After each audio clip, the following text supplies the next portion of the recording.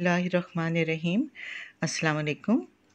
Journalism ADP part 2 की एक और वीडियो के साथ मैं हूं नुज़रत मलिक और आज हम जिस अखबार का तज्ज़िया करेंगे उसका नाम है मशरिक़। जैसे कि मैंने कल जो वीडियो अपलोड की थी कोहिस्तान अखबार के बारे में, तो इनायतुल्लाह साहब कोहिस्तान के मैनेजिंग डायरेक्टर थे और 1963 में अखबार के हिस्सादारान से उनका कुछ इख्तिलाफ़ हो गया और उन्होंने इस्तीफ़ा दे दिया। उन्होंने चंद लोगों के साथ मिलकर उसी साल 6 सितंबर को मशरिक़ के नाम से लाहौर से एक नया अखबार जारी किया। इस रोज़नामे का आगाज़ सिर्फ 17,000 रुपये की कलील यानी सरमाई से हुआ और देखते ही देखते उर्दू सहाफ़त पर छा गया। ये सब कारकुनों के दरमियान मुकम्मल हम आहंगी, इत्तेहाद, ताउन और इनायतुल्लाह जैसे ज़हीन सहाफ़ी की मेहनत और जिद्दत पसंद तबीयत का नतीजा थी। अब हम बात करते हैं कि क्या मकासद थे मशरिक़ को शुरू करने के। इनायतुल्लाह साहब चाहते थे कि उर्दू सहाफ़त को सही मानों में अवामी सहाफ़त बना दिया जाए, यानी वो मौज़ूआत इस अखबार में लाए जाएं जिसमें अवामी मफाद हो। इसके अलावा तिब्बत के जदीद तरीन फ़वाइद और सहूलतों से फ़ायदा उठाया जाए। उन्होंने मग़रिब अखबारात का भी जो स्टाइल है वो भी अपनाने की कोशिश की। कोहिस्तान का जो जिद्दत पसंदी लेकर आए थे उससे भी उन्होंने अपने इस अखबार में फ़ायदा उठाया और पब्लिशर और मालिक के मखसूस सियासी और माली मफादात अखबार से वाबस्ता ना हों। अखबार को आवाम के लिए मालूमात की फ़राहमी, तालीम और तरबियत, उनकी रहनुमाई और तफरीह का ज़रिया बनाया जाए। नज़रिया पाकिस्तान और मुस्लिम माशरे की बुनियादी कदरों का तहफ़्फ़ुज़ किया जाए और उनके फ़रोग़ के लिए इक़दामात किए जाएँ। एक और मकसद अखबार का ये था कि हर तरह की सियासी और ग्रोही सियासत से दूर रहा जाए और ज़्यादा तवज्जो अवाम को अपने मसाइल और इज़हार ख़याल का मौक़े फ़राहम करने के लिए दी जाए ताकि अवाम अपने मसाइल जो हैं वो बयान कर सकें और एक उनको प्लेटफार्म मुहैया किया जाए। मशरिक़ मकबूलियत आमा की मंज़िलें तय कर रहा था और इसकी अशात 43,000 तक पहुँच चुकी थी, जो कि उस ज़माने में बहुत ज़्यादा थी।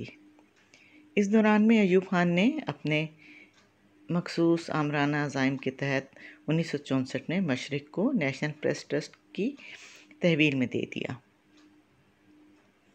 उसके बाद 15 अप्रैल 1967 से कराची और 1 अगस्त 1967 से पेशावर से भी मशरिक़ का इजरा अमल में आया। जून 1972 में कोयटा से भी इसकी अशात शुरू हो गई। मशरिक़ से सरकारी तहवील में जाने के बावजूद उसने अपना वजूद कायम रखा। माज़ी में ये अखबार किन खूबियों की वजह से मुमताज़ हुआ उसके बारे में अब बात कर लेते हैं। ख़बरों का नया अंदाज़। मशरिक़ ने मुल्की और गैर मुल्की ख़बरों के साथ साथ छोटे शहरों और कस्बों की ख़बरों को भी ख़ास अहमियत देना शुरू कर दी, जिसकी वजह से इसका दायरा कार वसी हो गया। ख़वातीन, तलबा, मज़दूर, किसान, तिजारत पेशा अफराद, बच्चे, खिलाड़ी और अदबी ज़ौक़ रखने वाले और आम शहरियों ने भी अपनी पसंद की ख़बरें इसमें मिलती थीं और उन्होंने इसमें दिलचस्पी लेना शुरू कर दी। अवामी मसाइल की अहमियत। मशरिक़ में ऐसी ख़बरों को मौजू बनाया गया था जो इससे पहले आम तौर पर सहाफ़त में ख़बर नहीं शुमार होती थीं। इस अखबार ने सड़क में गड्ढे पड़ जाना, नालियों की ख़राबी, रोशनी, सफाई के नाक़िस इंतज़ामात, वीरानी वगैरह के मौज़ूआत के बारे में ख़बरें शाया कीं, जो कि उस वक्त इसको मुमताज़ बनाने में अहम किरदार अदा करती है। ये चीज़ गैर मुल्की ख़बरें भी मशरिक़ ने बहुत एहतमाम के साथ शाया की, बल्कि पहली मर्तबा पूरा एक सफ़ा गैर मुल्की ख़बरों के लिए मुख्तस कर दिया गया। बैनुल अक़वामी सतह पर जो भी वाक़यात रूनुमा होते थे उनका पस मंज़र भी दे दिया जाता था। مقصد یہ تھا کہ پاکستانی عوام کو غیر ملکی صورتحال سے بھی آگاہ رکھا جائے۔ اس وقت ٹیلی ویژن بھی عام نہیں تھا، تو اخبارات ہی ایک ذریعہ ہوتے تھے جو کہ بیرون دنیا سے رابطے کا ذریعہ ہوتے تھے۔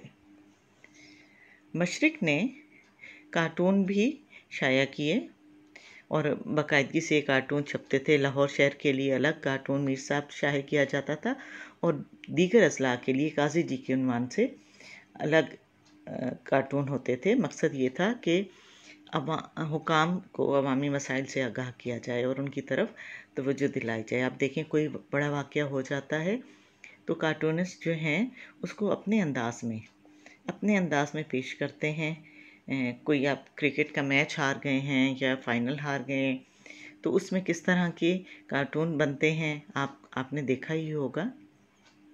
اسی طرح سیاسی کارٹون بھی بہت زیادہ بنتے ہیں عام روٹین کے مطابق۔ مہنگائی پہ ہیں کہ کیسے عوام مہنگائی سے پریشان ہے تو کارٹون بنا دیا جاتا ہے، تو ایک میسج جو ہے وہ کنوے ہو جاتا ہے کارٹون کے ذریعے، تو لوگ بہت خوشی محسوس کرتے ہیں ان کارٹون کو دیکھ کر اور پڑھ کے۔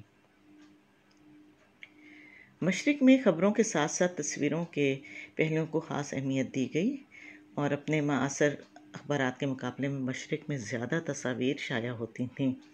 اس زمانے میں اتنی زیادہ تصاویر نہیں ہوتی تھی اخبارات میں، لیکن انہوں نے عنایت اللہ صاحب نے تصاویر پر زیادہ زور دیا اور زیادہ اخبارات میں اسے جگہ دی۔ عنایت اللہ کیونکہ اس سے پہلے کوہستان میں میک اپ کے لیے ایک علیحدہ آرٹ سیکشن قائم کر چکے تھے، ہم نے جو کوہستان کے بارے میں ویڈیو تھی اس میں بھی اس کا ذکر کیا تھا کہ کیسے پہلی بار عنایت اللہ صاحب نے ایک علیحدہ سے آرٹ سیکشن قائم کیا تھا۔ یہی تجربہ انہوں نے مشرق میں بھی جاری رکھا اور اس اخبار کو اس طرح منفرد بنا دیا۔ انہوں نے جو سرخیوں کا میک اپ تھا اس کا بھی ڈیزائن بدل دیا اور ہیڈنگز میں یہ انداز اختیار کیا گیا کہ خبر کا بہترین اور ضروری حصہ سرخی میں آ جائے، یعنی پورا مفہوم واضح ہو جائے۔ یہ چیز جو ہے یہ عنایت اللہ صاحب نے سب سے پہلے مشرق میں شروع کی۔ تحریری مواد کی تقسیم کے لیے انہوں نے خاص انداز اپنایا تھا۔ اس سے پہلے اتنا زیادہ توجہ نہیں دی جاتی تھی، آپ کو اپنے مقصد کی جو خبریں ہوتی تھیں وہ ڈھونڈنی پڑتی تھیں، لیکن انہوں نے جو خبریں تھیں مختلف اداروں کے بارے میں وہ علیحدہ کر دیں۔ مثلاً اضلاع کی خبریں ایک جگہ پہ ہوتی تھیں اور طلبہ کی ڈائری اور ڈائریاں یعنی ڈائریز میں وہ بنا دیا جاتا، عنوان کے تحت وہ علیحدہ کر دیتے تھے۔ غیر ملکی خبریں، خواتین کا صفحہ، اسی طرح قارئین جو ہے اپنی پسند کی خبریں جو ہیں اور مواد تلاش کر لیتے تھے۔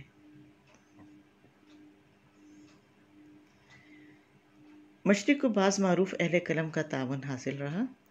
ریاض بٹالوی نامور فیچر نگار رہے۔ ان کی فیچر نگاری نے عوامی مسائل کو اٹھانے اور سیاسی شعور بیدار کرنے میں نہایت اہم کردار ادا کیا اور عالمی مسائل پر پروفیسر عبدالسلام خورشید مضامین لکھتے رہے ہیں۔ ریاض بٹالوی اور پروفیسر عبدالسلام خورشید جو ہیں ان کو کافی شہرت حاصل ہے اور انہوں نے اس اخبار کے لیے بہت کام کیا تھا۔ عوام پسند پالیسی تھی۔ روزنامہ مشرق کارکن صحافیوں کا اخبار تھا، اس لیے انہوں نے اخبار میں عوام کے مفادات کو پیش نظر رکھا۔ عوامی مسائل خبروں میں بہت نمایاں انہیں کوریج دی جاتی تھی اور ریاض بٹالوی کے جو فیچر تھے وہ عوام میں بے حد مقبول تھے۔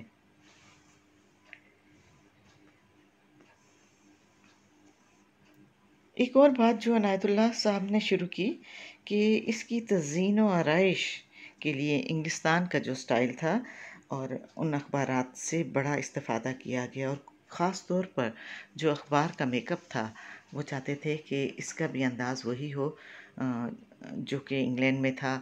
دا ٹائمز آف لنڈن جو تھا اس سے کافی انہوں نے یہ مستعار لیا۔ اس اخبار نے ایک بہت اہم جو کام کیا کہ حب الوطنی کا جو فروغ تھا اس میں بہت اہم کردار ادا کیا۔ نظریہ پاکستان کے بارے میں جو خیالات تھے اور قومی یکجہتی تھی ان موضوعات کو لے کر آئے۔ ایک اور اس اخبار کی خصوصیت سنڈے مشرق تھا۔ اس سے پہلے اخبارات سنڈے ایڈیشن عموماً اخبار کے درمیان میں شائع کیا جاتا تھا۔ مشرق نے سنڈے مشرق کے نام سے ہفتہ وار ایڈیشن قارئین کو پیش کرنا شروع کیا اور یہ عام اخبار سے الگ ہوتا تھا۔ تو اس طرح اس کو کافی شہرت حاصل رہی اور مقبول بھی ہوا۔ یہ ہم نے اس کا ابتدائی جو سٹائل ہے اس کا تجزیہ کیا ہے اور ابھی بھی بہت زیادہ پڑھے جانے والا اخبار ہے۔ سید مجاہد علی جو ہے تاثرات کے نام سے کالم لکھ رہے ہیں، اس میں اظہار خیال کے عنوان سے فہد حسین کا کالم جو ہے وہ شائع ہو رہا ہے۔ تو مشرق اخبار جو تھا اس نے تبدیلیاں لے کر آیا، اچھی تبدیلیاں لے کے آیا صحافتی میدان میں۔ پاکستان کے حوالے سے بات کر رہے ہیں ہم، اردو صحافت کے حوالے سے بات کر رہے ہیں، تو اس مشرق اخبار کا ایک ممتاز مقام تھا۔ کل میں نے کوہستان کے بارے میں بات کی تھی لیکن وہ اتنا لمبا عرصہ قائم نہ رہ سکا، لیکن جو مشرق ہے اس نے اپنا سفر جو ہے وہ جاری و ساری رکھا ہوا ہے۔ تو اس لحاظ سے اس اخبار کی اپنی اہمیت ہے، اس کے اپنے پڑھنے والے ہیں جو کہ اس اخبار کے سٹائل کو پسند کرتے ہیں۔ تو یہ جی آج کا تجزیہ تھا مشرق اخبار کے بارے میں۔ امید کرتی ہوں کہ آپ کو پسند آیا ہوگا۔